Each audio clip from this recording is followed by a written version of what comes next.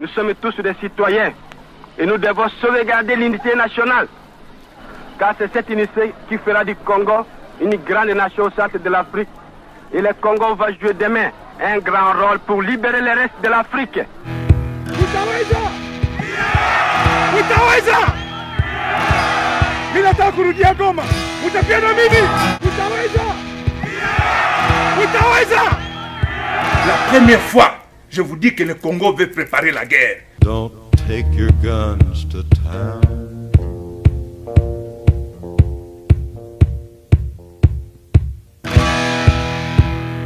Utaweza! Utaweza! Mimi nataka kurudia Goma. Utapia na mimi. And I will come back someday. And I will come back someday. If I do not lose my way. If I do not lose my way. Don't leave my girl so true. Let the train whistle cry for you. Let the train whistle cry for you. They know our strength.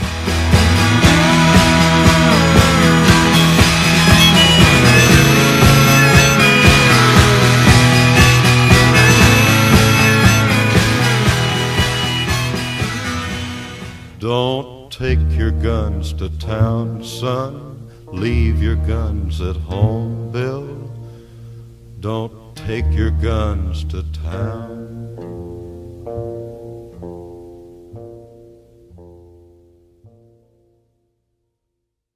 De combat intensif, l'armée congolaise, appuyée par les casques bleus, affirme avoir atteint son objectif. Elle a repris le contrôle des collines au nord de Goma et fait reculer les rebelles de 5 km. Da soutiendrait les rebelles, Valérie Hortel. Des camions militaires et des blindés rwandais en route vers la frontière congolaise. 48 heures après un tir d'obus qui a coûté la vie à une femme à Gisenyi au Rwanda, Kigali menace de se défendre. Une ligne a été franchie. Ces bombardements persistants sur le territoire rwandais sont inacceptables. Des civils rwandais sont pris pour cible par l'armée congolaise. Nous nous sommes abstenus de réagir jusque-là, mais nous ne pouvons plus tolérer ces provocations. L'ONU, elle, est formelle. Ce n'est pas l'armée congolaise qui a tiré. La MONUSCO a été témoin d'un bombardement qui venait des positions du M23 et qui visait le territoire rwandais. Information confirmée par le secrétaire général de l'ONU qui appelle le Rwanda à la retenue. L'ONU affirme avoir des informations crédibles qui confirment un soutien du Rwanda au M23. Ces derniers jours, des troupes rwandaises infiltrées auraient été vues en territoire congolais. À Gisenyi, où est tombée la bombe, les habitants sont encore sous le choc. Je faisais ma lessive quand j'ai entendu l'explosion. La toiture de cette maison a été arrachée. Il y avait un cadavre dans la rue. J'étais en train de marcher, j'ai vu la bombe ricocher sur le poteau. J'ai vu une femme tomber par terre, la toiture qui s'est envolée, et là, on s'est approché. Le bombardement a fait aussi un blessé grave, un nourrisson. De l'autre côté de la frontière, après 2 jours de combats intensifs, l'armée congolaise, appuyée par les casques bleus, affirme avoir atteint son objectif. Elle a repris le contrôle des collines au nord de Goma et fait reculer les rebelles de 5 km. Les rebelles du M23 qui ont donc annoncé qu'ils suspendaient immédiatement les hostilités et se retiraient de la ligne de front près de Goma. On voit cela avec Philippe Lamère. Philippe, il semble que l'armée congolaise marque des points dans ce conflit au nord Kivu. Oui, absolument. L'armée congolaise est parvenue aujourd'hui à faire sauter le verrou de Kibati après 10 jours d'offensive marqués par de nombreux barrages d'artillerie et le soutien des hélicoptères de combat de la MONUSCO. Les rebelles, malgré le soutien ou des renforts venus du Rwanda, ont dû abandonner leur position d'où ils pouvaient menacer par des tirs l'île de Goma. Ils se sont installés sur une nouvelle ligne de front à Kibumba, cette localité située à 20 km de Goma. Alors les forces congolaises et FARDC vont-elles continuer à pousser leur avance vers Kibouba? Est-ce que Je n'ai pas analysé. J'ai à défendre Goma et le Nord Kivu. Il n'y a pas des analyses à faire. Parce que c'est la guerre. Ni Kampala, ni je ne sais pas, New York ne pourra pas terminer cette guerre. Donc nous, les militaires, nous nous préparons pour défendre la République démocratique du Congo.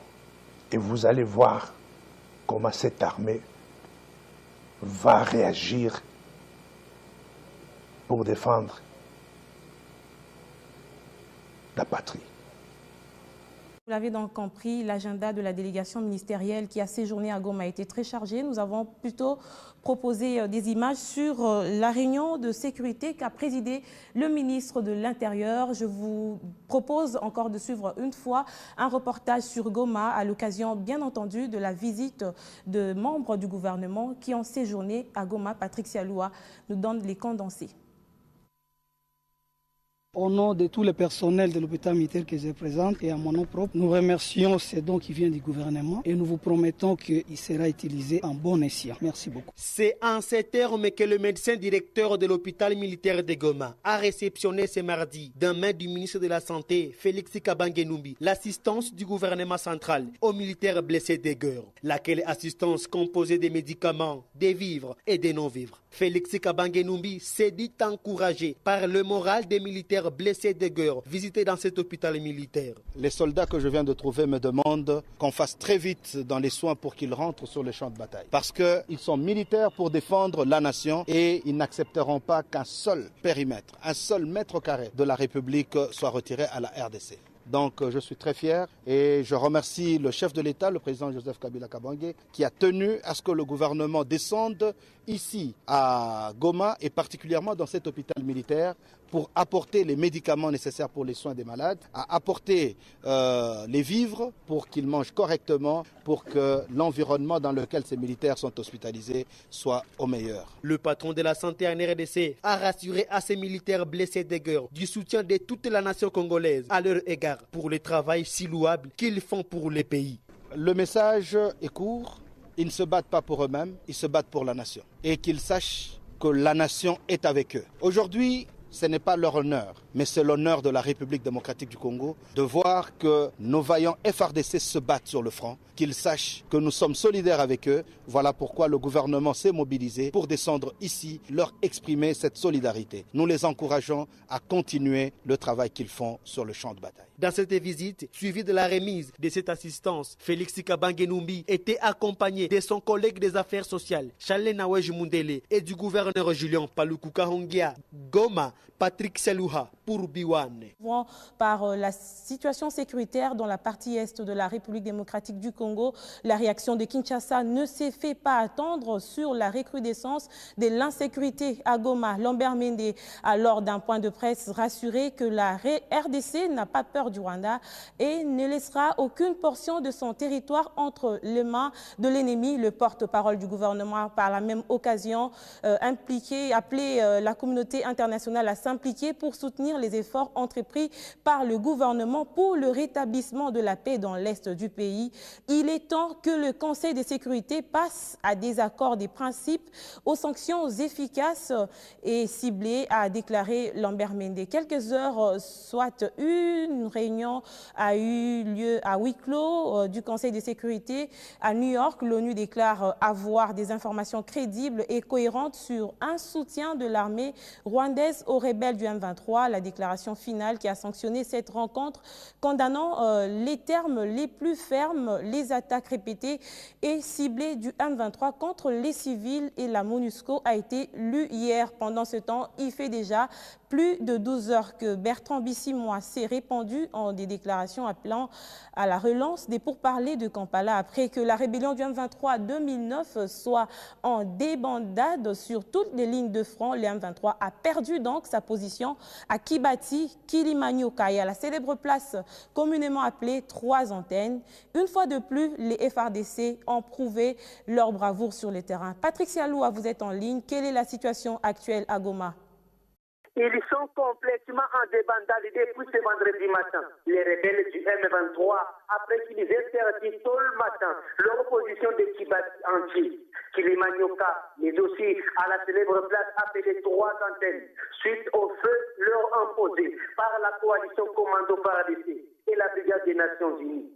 Étant dans l'incapacité de résister au feu des forces loyalistes, les rebelles du M23 se sont retranchés dans les parcs de Virunga, où les éléments commando FARDC les poursuivent dans l'objectif de prendre d'abord Kibumba avant de descendre sur Rutshuru. Pour le porte-parole militaire de FARDC au Nord Kivu, le lieutenant-colonel Olivier Amouli, contacté, celui-ci a déclaré que le M23 ne s'est pas retiré volontairement du front, mais plutôt c'est par la force que cela a été fait. Selon nos sources, après les affrontements de ce vendredi matin avec les FARDC, certains rebelles du M23 auraient décidé de ne plus se battre contre les FARDC. Déterminés, fort équipés qui les dessinent, depuis que les affrontements ont commencé depuis mercredi 21 août. Nous n'avons plus envie de continuer à nous battre pour nous faire massacrer par les FARDC et la MONUSCO, qui ont des armes le plus sophistiquées que les nôtres.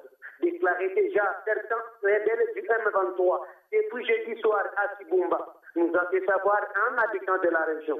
Pour les rebelles du M23, ils sont réfugiés et se sont retranchés vers les collines de Tchanzu et d'autres, vers Rumangabo. Olivier Amouli en a profité pour lancer un appel aux rebelles du M23, se disant congolais, de revenir à la raison en déposant leurs armes que de se faire massacrer par les FARDC. These Congolese soldiers are having a good day. Their enemy, the M23 rebels, have withdrawn from their positions outside the city of Goma. This man says, Congo belongs to us. We'll fight M23 until they're defeated. And these men say they'll send the rebels to neighbouring Rwanda. They believe the rebels are backed by Rwanda, although Rwanda denies it. The advance follows heavy fighting over the last 9 days. The UN has been fighting alongside the government. These troops are moving forward towards the new front line north of the city of Goma. The ones we've spoken to, they're in a jubilant mood with UN support. They say they've had a victory over the M23 rebels. Congo says the rebels suffered heavy losses and now they're moving forward about 10 kilometers. Towards the new front line, they fire a tank. But there's no rebels here. They're firing as a show of might. They show us combat fatigues that they say are from the Rwandan army. The UN says it has consistent and credible evidence that Rwandan troops have entered Congo and fought alongside the rebels. Again, Rwanda denies it. Nearby, this hilltop was a rebel stronghold. This telecoms mast was destroyed in the shelling. At the bottom of the hill, there's the body of a man shot dead. His arms are tied. He looks like a prisoner who was executed. Both sides say the other is responsible. M23 claim it pulled back to make way for independent observers, but everything here suggests there was a lot of heavy fighting. We cannot stop fighting because they're fighting us too. We also have to retaliate. They need to lay down their weapons and surrender. Only then we will stop fighting. Congo's soldiers continue their advance. The rebels are somewhere ahead. These men have made some gains, but their fight may not be over yet. Malcolm Webb, Al Jazeera, near Goma in the Democratic Republic of Congo.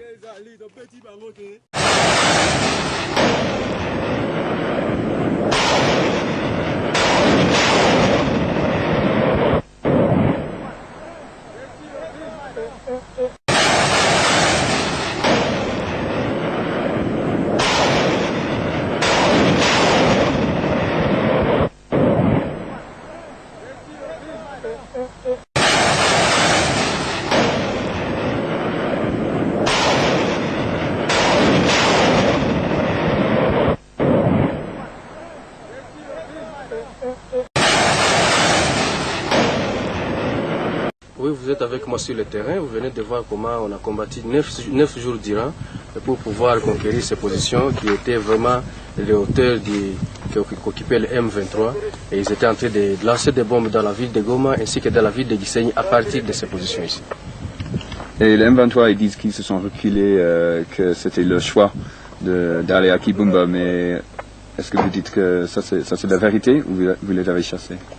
Vous êtes avec moi sur le terrain, vous êtes en train de voir comment nous sommes en train de les poursuivre et ils n'ont pas quitté de leur propre choix, c'est parce qu'ils ont été contrés par la puissance des faits de FARDC et c'est ainsi qu'ils sont en débandade. Nous apprenons tout de suite qu'ils sont en train de quitter Kibumba en ramassant des jeunes gens, même des petits enfants pour aller les réorganiser au niveau de Rumangabo et ça ce sont des attitudes que nous ne pouvons pas tolérer, nous sommes obligés d'aller secourir toute cette population-là. Car c'est cette initiative qui fera du Congo une grande nation au centre de l'Afrique. Et le Congo va jouer demain un grand rôle pour libérer le reste de l'Afrique. Nous voulons confier aujourd'hui le commandement aux Congolais, dans l'armée, dans l'administration, dans la police, tous les postes de direction. Le Congo est un et indivisible, ensemble nous vaincrons l'ennemi. Loin des yeux, près du cœur, Ténéban, demain sera meilleur qu'aujourd'hui. Non à la balkanisation de la République démocratique du Congo. Le complot est déjoué. We're just one people. We'll never let you down. Votre souffrance, c'est notre souffrance. Nous sommes une famille, un peuple, une nation, toujours ensemble. Pamoja, tutashinda wadui. Très bientôt, ça changera votre situation. We just want to let you know how much our hearts have been broken for that. Nous espérons que la paix sera retrouvée dès les bords. Le Congo est à nous et nous sommes ensemble. Privilégions la paix. On a des cœurs avec vous. On vous aime.